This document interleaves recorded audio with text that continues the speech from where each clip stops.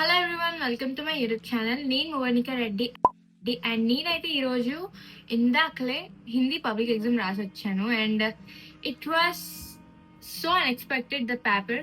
ఎందుకంటే ఎక్స్పెక్ట్ చేసిన క్వశ్చన్సే వచ్చాయి. నేనైతే ఏం చదివానో అవే వచ్చాయి. నేను ఫుల్గా ప్రిడిక్ట్ చేశాను అనమాట. లైక్ ఇవే వస్తాయి అనుకుని అవే చదివాను.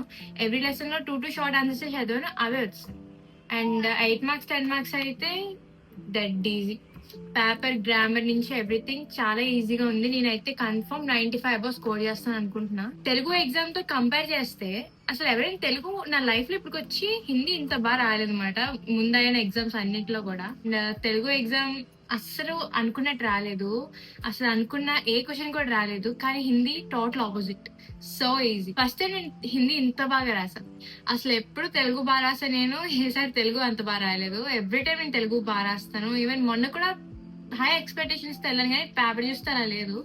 కానీ బాగానే రాశాను, కానీ అనుకున్నంత బాగా రాయలేకపోయాను. But Hindi super, that easy.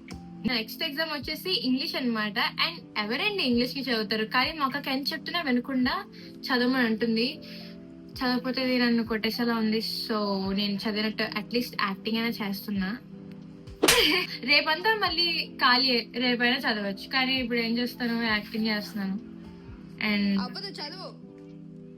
సరే అక్క, అసలు ఎవరైనా వాళ్ళ మమ్మీ డాడీకి భయపడతారు, కానీ నేను రివర్స్ అనమాట. నేను మా అక్కకి భయపడతా. ఎందుకంటే మా మమ్మీ డాడీ ఇద్దరు ఫుల్ గా వదిలేస్తారు, చదవమని ప్రెజర్ చేయరు, దేనికోసం కూడా ఫోర్స్ చేయరు. కానీ మా అక్క అలా కాదు, అన్నిటికీ రూల్స్ పెడతారు. టైం టేబుల్ ఇస్తుంది, అదే ఫాలో అవ్వమంటుంది. పొద్దున్న లేపేస్తుంది, చదువు అంటది. అండ్ ఇదే తినాలంటది, జంక్ ఫుడ్ తినకూడదు, థాట్ కూడా తినాలంట. అని మళ్ళీ తిందు, నన్నే తినమంటది. మా అక్క ఒక మదర్ లాంటి రెస్పాన్సిబుల్ ఆవిడమాట. సో నా కోసం బాగా కేర్ చేస్తుంది అని చెప్తున్నాను, కానీ టార్చర్ పెడుతుంది. యా, మా అక్క మా పేరెంట్స్ లో బిహేవ్ చేస్తుంది అనమాట. మా మమ్మీకి డాడీకి కూడా రూల్స్ పెడుతుంది, వాళ్ళు ఎలా బిహేవ్ చేయాలో చెప్తుంది. మా అక్క లేకపోతే మేము అయిపోతాము కదా.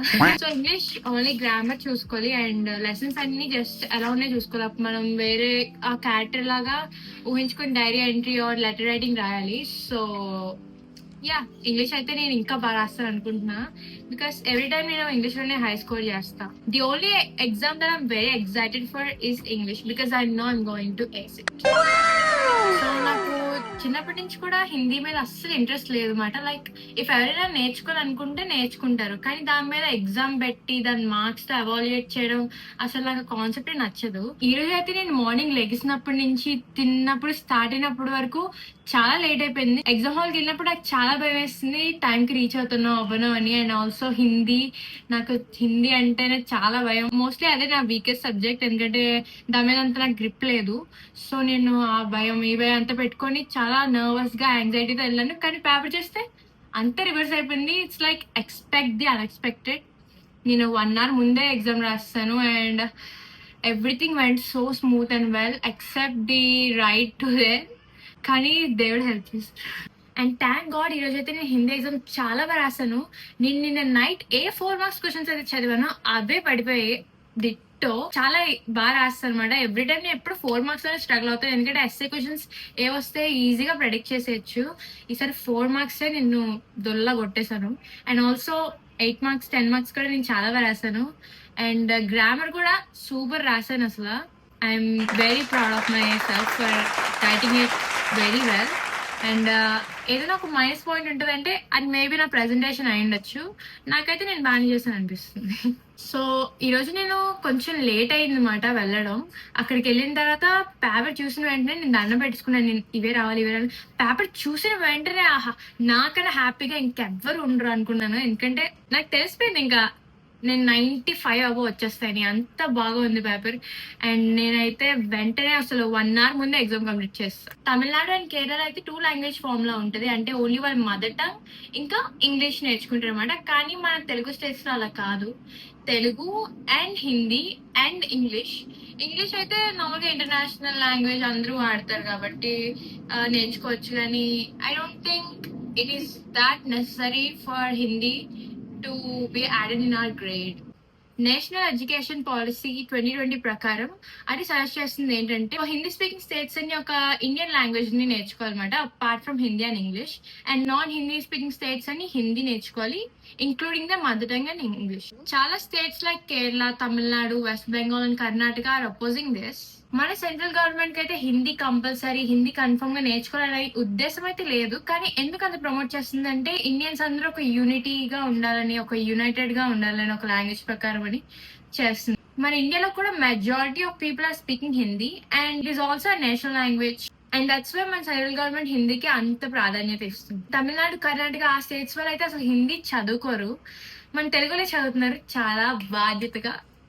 As a student in Telugu state నాకైతే హిందీ చాలా టఫ్ అన్నమాట. బికాస్ ఏదైనా నేను అర్థం చేసుకొని రాస్తాను, కానీ హిందీ ఎలా మాట్లాడాలో నాకు రాదు. సో అదంతా బట్టి వస్తుంది. సో నేనైతే చాలా స్ట్రగుల్ అవుతాను హిందీలో and I'm really trying my best. And yeah, నాలాంటి వాళ్ళు చాలా మంది ఉంటారు, ఈవెన్ నా చుట్టుపక్కల కూడా చాలా మంది ఉన్నారు. ఐ డోంట్ నో, బట్ మీరందరూ చాలా బాగా చేస్తుంది. సో నేనైతే ఇంగ్లీష్ ఎగ్జామ్ ఇంకా ఈజీగా వస్తుంది అనుకుంటున్నాను, ఎందుకంటే most of it will be grammar and grammar అయితే నాకు ఈజీ. ఇంకా ఎస్సీ క్వశ్చన్స్ లాంటివి అయితే అవన్నీ క్రియేటివ్ రైటింగ్ ఉంటాయి. అది మనం ఒక క్యాటర్ లాగా ఇమాజిన్ చేసుకొని మనం diary entry or letter writing రాయాలి. That will be so easy, ఎందుకంటే అదంతా మన ఓన్ వర్డ్స్ లో రాయాలి. ఇంకా ఒక గ్రాఫ్ కైండ్ ఆఫ్ థింగ్ ఇచ్చి అది మనం పారాగ్రాఫ్ లెక్కలో రాయాలన్నమాట. అది కూడా చాలా ఈజీ, జస్ట్ గ్రామర్ చూసుకోవాలి. అండ్ ముందు అయితే రీడింగ్ కాంప్రిహెన్షన్ అవే ఉంటాయి. And I think English should be so easy, even easier then Hindi. నేనైతే ఇంగ్లీష్ కి అంత స్ట్రెస్ పెట్టి చదవను, మోస్ట్లీ ఎవరు కూడా అలా చేయరు అనుకుంటున్నా. కానీ అందులోనే మనం పప్పులో కాలేస్తాం అనమాట. ఎక్కడైనా మార్క్స్ పోతాయి అంటే అవి గ్రామర్ లో, ఇంకా పోయెట్, ఇంకా ఆథర్ నేమ్స్ ఉంటాయి కదా, వాటిలోనే పోతాయి. సో అవే మనం ఎక్కువగా చూసుకోవాలి. అండ్ అందరూ ఇంగ్లీష్ ఈజీ అనుకుంటారు నాలాగే, కానీ కొన్నిసార్లు ప్లేట్ తిరగబడచ్చు, అది మనం ఏం చేయాలి. సో ఇంగ్లీష్ ఎగ్జామ్ నాకు ఎందుకు ఇంత ఇష్టం అంటే, నేను సెకండ్ క్లాస్ నుంచి ఒక స్ట్రేక్ మెయింటైన్ చేస్తాను అనమాట. అయ్యో ఒలింపియాడ్ ఎగ్జామ్ ఉంటుంది కదా, దాంట్లో ఎవ్రీ టైం నాకు గోల్డ్ మెడల్ వచ్చింది. కానీ ఈసారి ఈ 10th క్లాస్ లో నేను అది కట్టలేదు, బికాజ్ మా టీచర్స్ అందరూ దాన్ని అంత అవసరం లేదు, ఈసారైనా ఆపని చెప్పారు.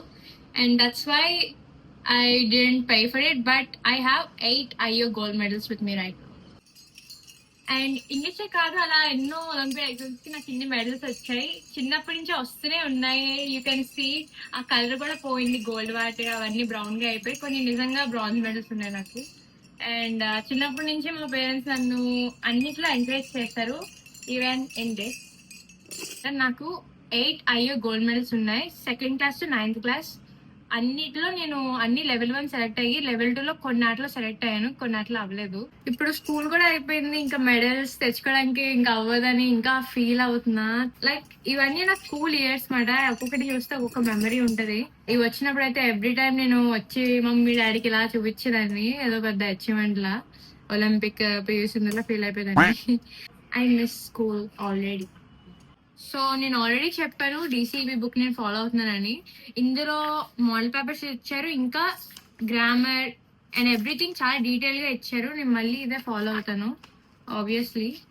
ఎవ్రీథింగ్, నాన్ మోడిఫైయర్స్ అన్ని కూడా ఎక్కువ ఇచ్చారన్నమాట. ప్రాక్టీస్ క్వశ్చన్స్ లాగా మనం చాలా యూజ్ అవుతుంది. Yeah, I'm going to look forward to it. So ఇది మీ దగ్గర ఉండొచ్చు. ఇది ఓన్లీ ఇలా స్పైరల్ లా కాదు, డిఫరెంట్ ఫార్మ్స్ లో ఉంటది అనమాట.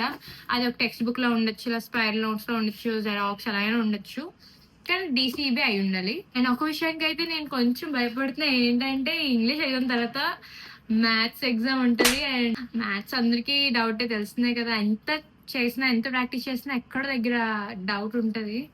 అండ్ మేబీ నేను దానికోసం ఎక్కువ భయపడుతున్నా ఇప్పుడు.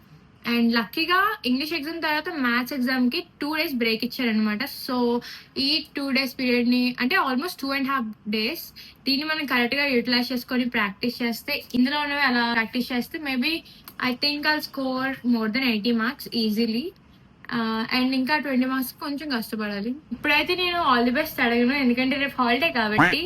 అండ్ మేబీ ఒకవేళ నేను ఏదైనా బ్లాగ్ పెడితే అప్పుడు మిమ్మల్ని నేను ఆల్ ది బెస్ట్ అడుగుతాను. But you can feel free to wish me anytime. So నేనైతే ఈ వీడియోలో నా point of view on Telugu and Hindi exams share చేశాను and also my opinion on the coming exams English and maths. నా channel start చేసి ఇది 4th day.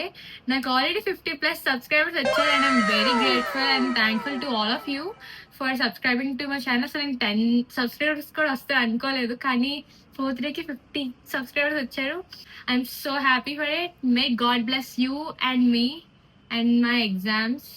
And నా సుత్తి భరించినందుకు thank you all and thank you for watching this video. Please subscribe to my channel and keep subscribing.